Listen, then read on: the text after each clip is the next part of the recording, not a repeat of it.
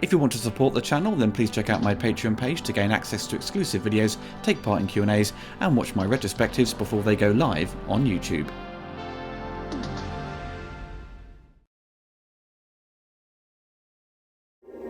Now it is you, my best beloved one. You will be flesh of my flesh, blood of my blood. You shall cross land or sea to do my bidding. What the devil are you doing here? Our firm was telegraphed yesterday that this ship had been sighted a week early.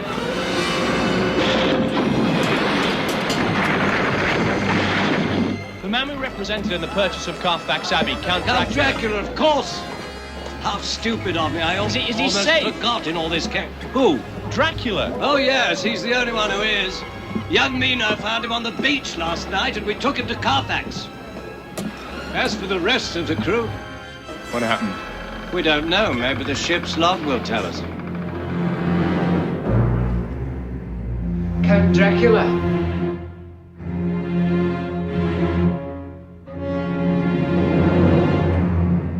Good evening.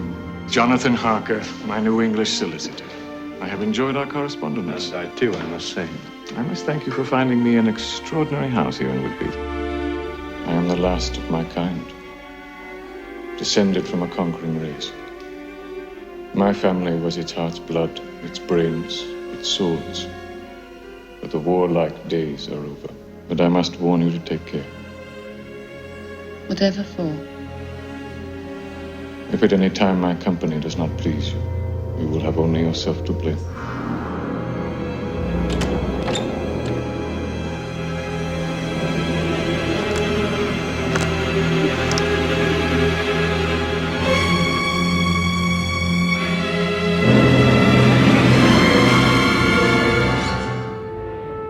I am Count Dracula. Abraham von Helsing. You are a most unusual creature, Count Dracula. You are a wise man, Professor. For one who has not lived even a single lifetime.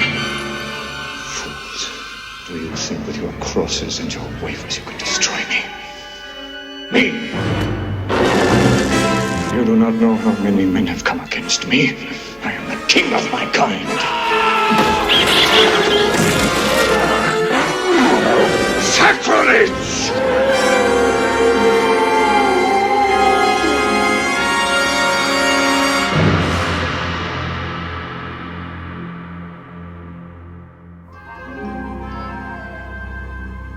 Dracula hit the big screen in July of 1979 in the USA and made its way to the UK in late August. Directed by John Badham, who had recently directed the hit movie Saturday Night Fever. The production cost in the region of $12 million and would gross $20 million in the USA alone. The film would not turn out to be a big financial success and was deemed as a bit of a failure. The producer Walter Merish felt the character of Dracula had been parodied in recent years and audiences weren't ready for a new serious take on the character. At the time the reviews were mixed, but a lot of praise was noted for the performance of Frank Langella as Count Dracula. Roger Ebert and Gene Siskel gave the film a thumbs up. Gene said Laurence Olivier didn't prove much of an adversary, taking away any tension, but they both loved Langella's performance. They felt the movie wasn't scary, but it was creepy, praising John Badham's direction. The New York Times were far less positive, saying Dracula has lost some blood. The movie is by no means lacking in stylishness, if anything it's got style to spare, but so many of its sequences are at fever pitch, and the mood varies so drastically from episode to episode that the pace becomes pointless, even taxing after a while. Leonard Maltin was also sharing similar views, giving the picture 1.5 out of 4 stars, and describing it as murky, with Langella's acclaimed Broadway interpretation sabotaged by trendy horror gimmicks and ill-conceived changes to Bram Stoker's novel. In 1991, the film would get an extra lease of life, thanks to a director's edition that changed the look of the film, having the colour drained from the picture to appear more black and white, which we'll explore later in the video. Even in the early 90s, the film was a strong rental in the United States, but outside America, the film had disappeared into obscurity, having limited video distribution. Thankfully, the film would get the special edition treatment it deserved with a new Blu-ray from Shout Factory, which contains both versions of the film and a wealth of extras, which is certainly worth seeking out. In 1977, Frank Langella was performing in a Broadway play of Dracula, which had been revived in 1973 in smaller venues before making its leap to the big stage. The play was extremely popular and getting rave reviews. Illustrator Edward Gorey, known for his surrealist imagery, was asked to design the sets and costumes.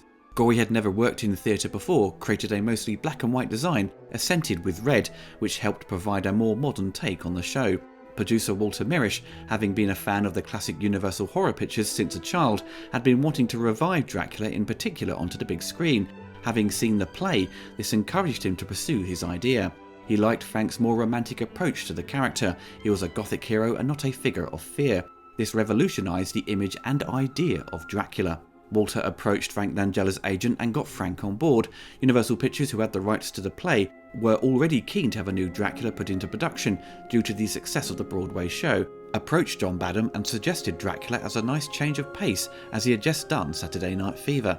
The producer Walter Mirisch thought John would be the right guy to give a new modern take on the classic novel, and John loved Tales from the Crypt when he was a kid, so this opportunity seemed like a lot of fun and exciting, especially having Langella in the lead role to take advantage of his sex appeal and good looks. Walter Richter had just recently written Invasion of the Body Snatchers, which was a remake of the 1950s classic. Richter was approached to write the script to give a new fresh take. Both the director and he felt it was best to return to the novel and not focus solely on the adaptation of the show that had been used for years. Their approach was to ignore certain parts of the original book or just leave things unexplained, as the audience would know the certain traits of Dracula, as it was so ingrained in pop culture. For example, his reflection in the mirror and being afraid of garlic. As the original book was written with letters going back and forth, it made it tricky to adapt, hence why many filmmakers over the years just relied on the stage show script, but returning to the book helped them develop new ideas. Richter would drop the opening set in Transylvania, and instead had the Count making his way overseas to England. This was more cost effective, but having it open with him arriving, it had the notion of an outsider coming into our world, a romantic invader, so to speak. In the book, Dracula falls in love with Mina, and Lucy becomes one of his first victims, but for the film they swapped their names around. When Badham was asked why he switched their names, he said that he couldn't remember, and that maybe he and Richter felt like Mina was a dopey name, and that Lucy was kind of a nice name, so they rearranged it. The date the story is set is moved forward to the early 20th century instead of the 1800s. Richter wanted to showcase a mix of old and new, so we had this old world setting with modern technology with the use of motor cars, for example. It plays into Dracula being someone from the past arriving into a new modern world. For the cast, we have the legendary Frank Langella as Count Dracula. Frank commented on his interpretation of the character, saying, "I did not want to look like Bela Lugosi or Christopher Lee." He thus read the novel and found the character to be gothic, elegant, lonely, without anyone who understood his problem, which consisted of the need for blood to survive. He wanted to show a man who, while evil, was lonely and could fall in love, and use his power of seduction, which he would not hesitate to use. Once performing in the play and making the movie, he vowed never to play the part again, not wanting to be typecast, avoiding horror afterwards, to navigate his way around being only known as Dracula. I think to many young kids growing up, he will always be known to us as Skeletor from Masters of the Universe, one of his finest performances, and also one of his favourite roles. The late Laurence Olivier plays Professor Abraham Van Helsing. Olivier is regarded as one of the finest actors ever on stage and on screen. But by this point in his career, he was taking on a lot of acting gigs for the money and was also very unwell. He had a disease that made him bleed heavily. Just a slight adjustment of his skin, for example someone slightly tugging on his wig, would make him bleed. So everyone had to take special care when working with him. Frank Langella was surprised Olivier would live for another 10 years, considering how unwell he was when filming. The late Donald Pleasance plays Dr. Jack Seward, Mina's father, who also runs the insane asylum. Other fellow actors were informed Donald was a handkerchief actor, which basically means he would have stuff in his hands when doing his lines. For example, holding sweets and pausing to eat one, then deliver his last line, so the editor would struggle to cut out his scene or cut around him. A very clever ploy to get more screen time. Donald at the time was best known for playing Blofeld in You Only Live Twice, and found a new fan base playing as Dr. Loomis in Halloween and its following sequels into the 80s. Kate Nelligan plays Lucy, Dr. Jack's daughter. Kate started out on TV before making the leap to film. Come the 90s, her career took off on the big screen, appearing in The Prince of Tides, which she received an Oscar nomination for Best Supporting Actress. Then she appeared in Wolf, Up Close and Personal, and US Marshals. Jan Francis plays Mina Van Helsing, Lucy's best friend and the first victim of Dracula. Jan continued her career on TV, appearing pretty much in all the popular British shows during the 80s, 90s and into the 2000s. Trevor Eve plays Jonathan Harker, who was dealing with Dracula's estate and is in a relationship with Lucy. Like Jan, his career was very much focused on TV. He is probably best known for his role in Waking the Dead as Deputy Superintendent Peter Boyd. The late Tony Haygarth plays Milo Renfield. He is taken under Dracula's spell to do his bidding and is the film's comic relief. Tony again was a star of TV. He also provided his voice to animated features such as Chicken Run as Mr. Tweedy.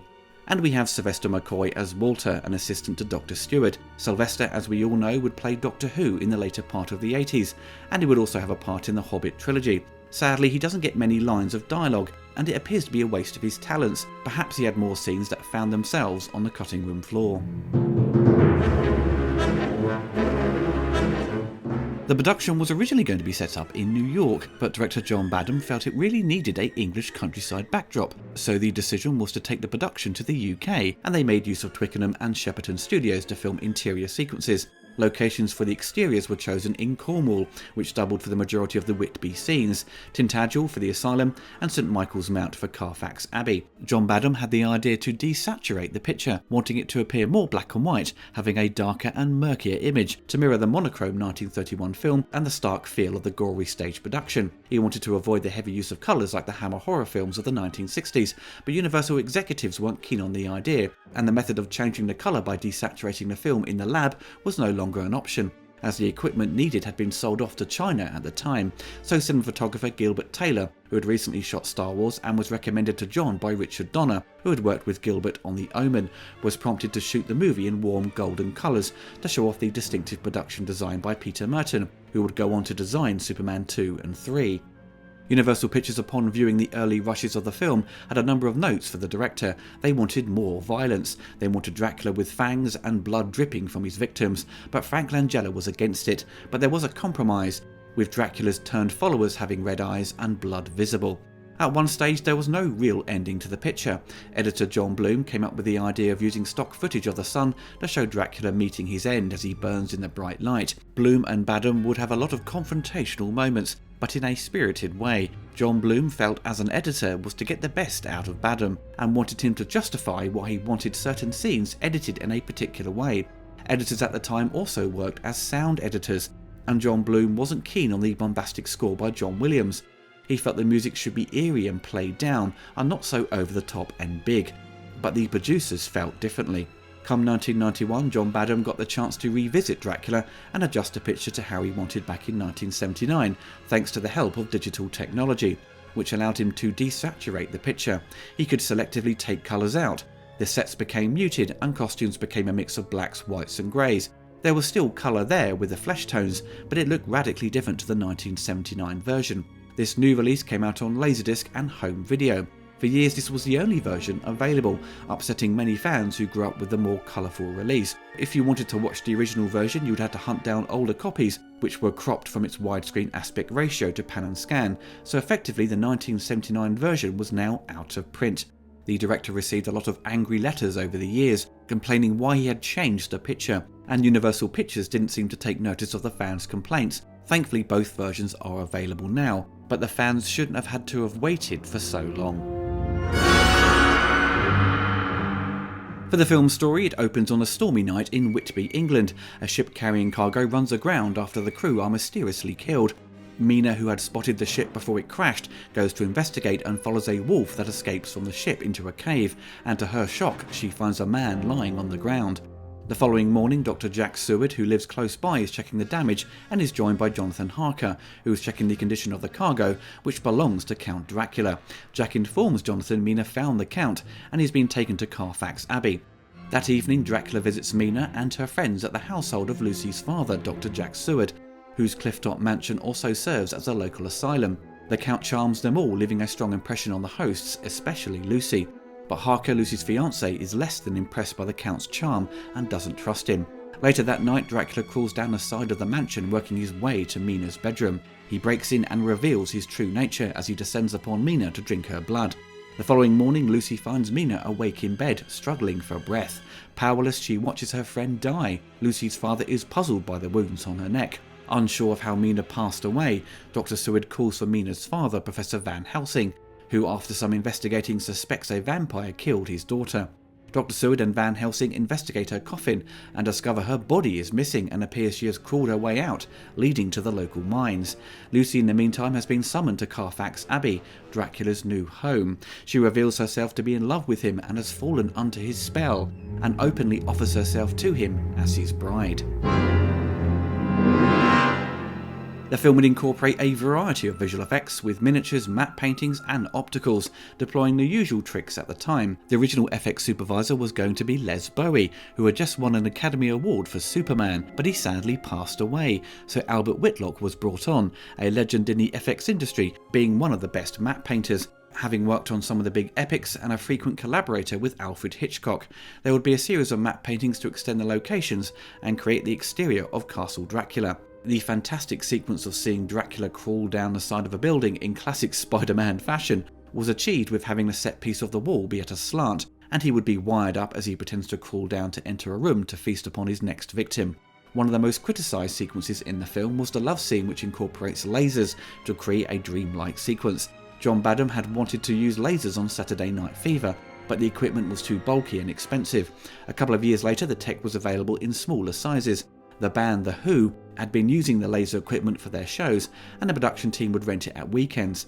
The sequence would be designed by Maurice Binder, who created the opening titles for 16 007 films, and you can easily tell. You could just slap on any Bond song over the imagery and it would fit perfectly. Many critics felt the scene was out of place and didn't fit the horror genre, but John Badham disagreed and felt he made the right decision and liked what Maurice achieved. I do think the critics were right to point out its odd direction with that sequence. It does stick out like a sore thumb. It's not to say it's poorly executed, it's just very strange to see. All the effects are very impressive for the time, and I didn't look at one shot and think that looked ropey. I love the bit you see Dracula open up his cape and fly towards Renfield as he transforms into a bat. It just reminded me of the introduction of Batman years later in the 1989 film. Though when you do see the characters get attacked by Dracula in his bat-like form, it just provides hilarious results. But in all, it's a very slick production. Come the late 70s, the British FX technicians were becoming to be known as some of the best in the industry.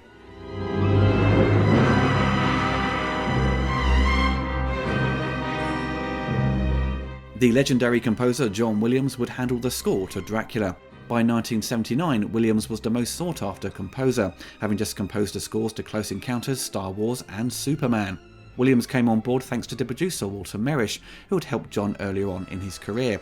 After Williams watched the film, he knew this was a tragic love story and wanted the score to focus on that angle, and not the horror, and what had been done for the Hammer horror movies.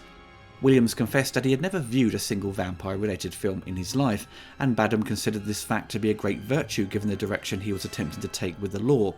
What he desired of John Williams was a score that underlined the romantic tilt of the production, pointing to gothic grandeur rather than horror bombast.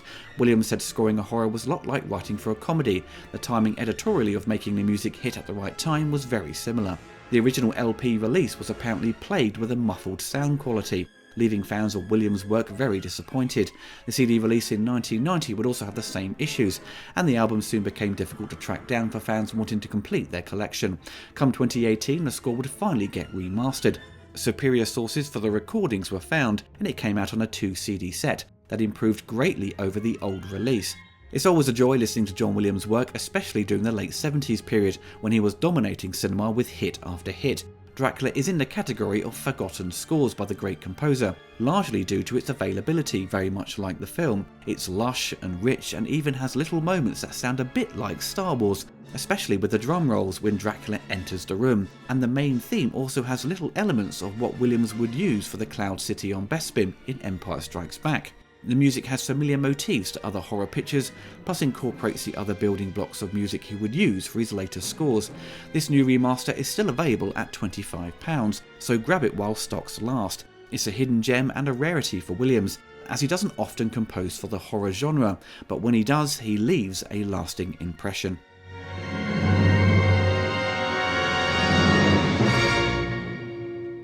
Now, I never saw this film growing up. I never spotted it in the shops or caught it on TV.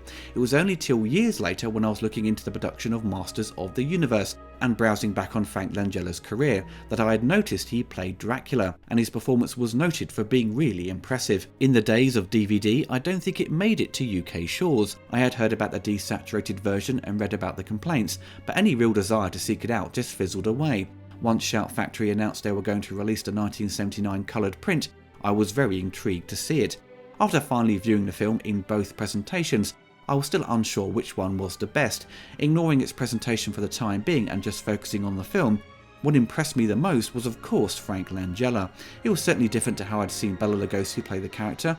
I was never that familiar with Christopher Lee's interpretation outside of just seeing some clips in various documentaries.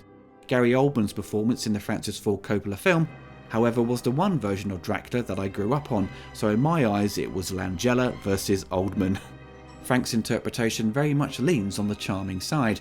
He appears less mysterious and more approachable, whereas Gary Oldman come the 1990s would play up that mystery and would only focus his efforts on Mina and not really interact with anyone else in his daytime form. He had a far scarier side to him as well, as the 1992 film plays on all the traits of the classic version of the character and what we come to expect from him, but with a new twist with its visual elements and stronger backstory. The 1979 film doesn't really delve deep into the Count's history and how he became this monster of the night, and just throws you into the story with him arriving in England. Langella plays him like someone of royalty. He commands the screen and delivers his dialogue with such style and wit. He wins you over with his performance very quickly. With Frank having a certain eye condition which makes them shake rapidly, he uses that to great effect when they cut in for close-ups as he makes use of his powers. It's like the filmmakers have a unique visual effect that requires no money to make it happen. Now, the director and writer wanted this Dracula to be tortured by his situation, doesn't like living in the shadows and longs to walk in the sunlight, and he doesn't take pleasure in what he does. But I didn't really get that from Frank's performance. Of course there are lines of dialogue that refer to his suffering, but I felt he took some pride in what he did. When he enters into Mina's and Lucy's bedrooms, there was a great introduction for him as this sexual encounter with them begins, and when he comes face to face with Van Helsing, he doesn't seem to want to back down and leave. He wants to take Lucy for his bride and nothing will stop him. The cast all provide good performances. Laurence Olivier, I think, was miscast however. As Gene Siskel had pointed out, he didn't provide much of an adversary for Dracula. Olivier, even when he phones in a performance, he is still very good, but with him being very unwell, he doesn't have the energy to really push his part, to be the one to defeat Dracula in an effective way, to make you believe that he's the one to take him down, and that's what the film needed. Jonathan Harker is deployed to be more confrontational, and those moments do work, but Van Helsing being known as Dracula's arch nemesis, it needed someone to elevate the performance to match Frank Langella's. As noted earlier, they wanted to go back to the book and do their own new adaptation and make some changes.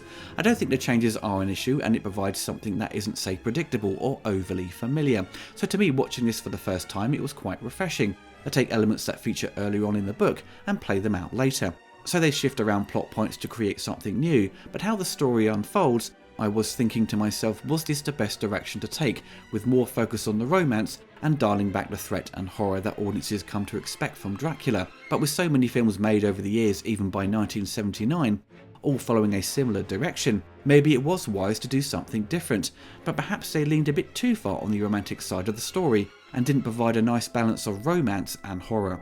The film does have a somewhat of a lethargic pace. There's no sense of pending doom or like it's building up to something. They throw in a car chase to spice up the action as they head out to get to the ship to stop Dracula escaping, but the chase ends up not being particularly exciting.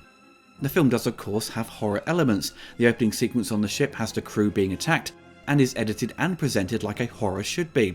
The film doesn't rely on cheap jump scares too much. It has the odd moment that hits at the right spot. It succeeds in setting the tone and creating a creepy atmosphere. It has this dreamlike feeling for some of the sequences that make it unsettling. There are a couple of creepy moments with Dracula attempting to break into Mina's room. You can see his hand chipping away at the window, and the camera pans to his face, which is staring directly down the lens. Also, once Van Helsing enters the mine and sees a reflection of Mina approaching him, and as he turns around he sees a rotting corpse with red glowing eyes. It does a great job at getting the horror across. The 1979 print, with all its Technicolor glory, there are many moments that look stunning. Gilbert Taylor is a fantastic cinematographer. The film is just eye-popping. There are so many effective shots in the movie, especially in Carfax Abbey. Every time Dracula enters the scene, the camera is in the perfect position. So when viewing the 1991 desaturated release, that lovely colour is sadly lost, but in all honesty, it does fit the tone of the movie and feels more in line with the horror genre, and being a homage to the classic pictures of the 1930s. The writer Walter Richter also preferred the changes made. It's all down to personal preference. The coloured print appears a bit more damaged in areas, whereas the 1991 print seems in better condition. It's great both are available, and whatever mood you are in, you have the option. There are so many versions of Dracula on the big and small screen, and they all have their pros and cons, and it's tough to decide which is the best. This version certainly hits the right spot in areas. It has great production design and photography, a lush score, but doesn't deliver on really making a massive impression outside of Frank's performance. It's in this weird period of time where it's trying to do something new, but also feels a bit dated. Going more with the love story angle, it does reduce the threat of Dracula throughout. I think to get audiences at the time behind the character to really shake up his image and to put the parodies aside was to make him really threatening outside of his charming persona. The 1970s really pushed the horror genre with The Exorcist, Rosemary's Baby, The Wicker Man, Halloween, Jaws, etc. and Dracula feels very soft in comparison. But this is a result of trying to do something different, which you have to respect. It wasn't just another carbon copy of the old films, but as a result something was missing in the mix, which I think may have stilted it in making it an overall success in modernising the character. The film is certainly worth a watch if you've never seen it before, but just bear in mind if you live outside the USA, you will need a player that can play Region A discs, though there is a release in Germany, which is Region B, so for those in Europe can thankfully play it. Hopefully Universal Pictures will make the effort to release it worldwide. This Dracula film is one of those rare situations where an actor goes from stage to screen to play the same character in a very short amount of time. Often when they take a musical or play from the stage to the screen, they often recast, but not for Frank Langella. He was the right guy at the time to play the Count, and I don't think he has ever given a bad performance. Every time he's memorable, as he brings his own take to the role. This Dracula uses sex appeal and seduction to bewitch those around him, to either do his bidding or to fall in love with him. This adaptation may not appeal to everyone, but there is no denying that his looks and charm are a perfect weapon, and that adds a new layer to the character of Dracula.